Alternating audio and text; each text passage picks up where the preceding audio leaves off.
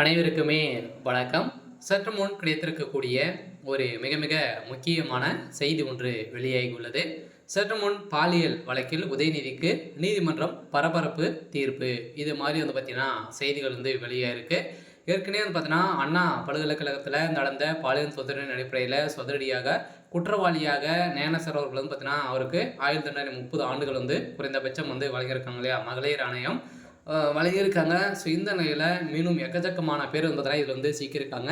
So இந்த நிலையில் தான் மீண்டும் பார்த்தீங்கன்னா இந்த பாலியல் வழக்கு மீண்டும் சூடுபிடிக்க ஆரம்பித்திருக்கு. ஸோ இந்த நிலையில் அதிரடியாக இந்த குற்றவாளி கொடுத்த வாக்குமூலத்தின் அடிப்படையிலும் அதே மாதிரி இப்போ தமாக முன் மாணவிகள் பார்த்தீங்கன்னா வாக்குமூலம் கொடுத்துட்டு வராங்க. ஸோ இந்த நிலையில் மீண்டும் மீண்டும் பார்த்தீங்கன்னா அண்ணா பல்கலைக்கழகத்தில் இது மாதிரி விஷயங்கள் நிறைய நடந்துட்டு வருது. ஸோ இந்த நிலையில் தான் உதயநிதி தரப்புலேருந்து ஒரு சில பேரெல்லாம் பார்த்தீங்கன்னா இது மாதிரி செயல்பட்டு வராங்க அப்படின்ற மாதிரி மீண்டும் இந்த நிறுவனத்தில் நடந்திருக்கு. சொல்ல பார்த்தீங்கன்னா மீண்டும் இந்த அண்ணா பல்கலைக்கழகத்தில் நடந்த பாலியல் தொந்தரவின் அடிப்படையில் சதுரடியாக முக்கிய புள்ளிகள்லாம் கைது செய்யப்பட போகிறாங்க. சொல்ல பார்த்தீங்கன்னா இது உதயநிதியுடைய மகன் இன்பநிதி பார்த்தீங்கன்னா இதில் மூல காரணமாக செயல்பட்டு வந்திருக்காரு அப்படின்ற மாதிரி தான் இப்போ தகவல் வெளியாக இருக்குது. ஸோ இந்த நிலையில் முதல்வர் ஸ்டாலின் அவர்களும் உதயநிதி ஸ்டாலின் அவர்களும் பார்த்தீங்கன்னா இப்போ கதறி கதறி அளந்த சம்பவம் பரபரப்பை இழவு ஏற்படுத்தியிருக்கு.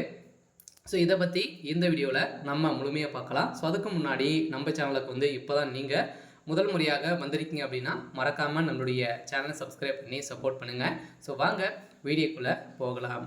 ஸோ பார்த்தீங்கன்னா இந்த பாலியல் தொந்தரவின் அடிப்படையில் அதிரடியாக பார்த்தீங்கன்னா திமுக முக்கிய அமைச்சர்களாக சிக்கியிருந்தாங்க இல்லையா. ஸோ அந்த சார் யார் அப்படின்ற மாதிரி கேள்விக்குறியாகவே இருந்திருந்த நிலையில் தான் இப்போ அந்த சார் உதயநிதி ஸ்டாலின் அவர் தான் அப்படின்ற மாதிரி இப்போ பரவலாகவே பேசப்பட்டிருக்கு. சொல்ல பார்த்தீங்கன்னா அதிரடியாக திமுக தலைமையகத்தை டார்கெட் பண்ணி கூண்டோடு பார்த்தீங்கன்னா அழியக்கூடிய விதத்தில் தான் திமுக ஆட்சி கலைக்கப்படும் அப்படின்ற மாதிரி பேச்சுவார்த்தைகள் நடந்திருக்கு. எக்கச்சக்கமான திமுக ஆட்சிக்கு வந்ததுலேருந்தே மிகப்பெரிய ஊழல் பார்த்தீங்கன்னா ஒரு 2-3 வருடங்கள் கழித்து ஆட்சிக்கு வந்திருக்கு. இந்த ஆட்சியின் அடிப்படையில் தான் எக்கச்சக்கம் எவ்வளோ படங்களை சுருட்ட முடியும் அந்த அளவுக்கு படங்களும் சுருட்டி அதே மாதிரி நிறைய விஷயத்தில் இந்த கொலை கொள்ளை இதே மாதிரி கற்பழிப்பு இது மாதிரி விஷயத்தில் நிறைய திமுகவுடைய தலைவர்கள் அதே மாதிரி பார்த்தீங்கன்னா முக்கிய அமைச்சர்கள்லாம் சிக்கிக்கொண்டு இருந்த நிலையில் தான் நீதிமன்றம் வேடிக்கை பார்த்து இருக்கக்கூடிய நிலையில் இப்போ நீதிமன்றம் அதிரடியாக களத்தில் இறங்கி இப்போ பாலியல் வழக்கில் உதயநிதிக்கு நீதிமன்றத்தில் ஒரு பரபரப்பான தீர்ப்பு வழங்கப்படுறதாக இப்போ ஏற்பாடுகள் நடந்துட்டு இருக்கு. சொல்ல விரைவில் உதயநிதி ஸ்டாலின்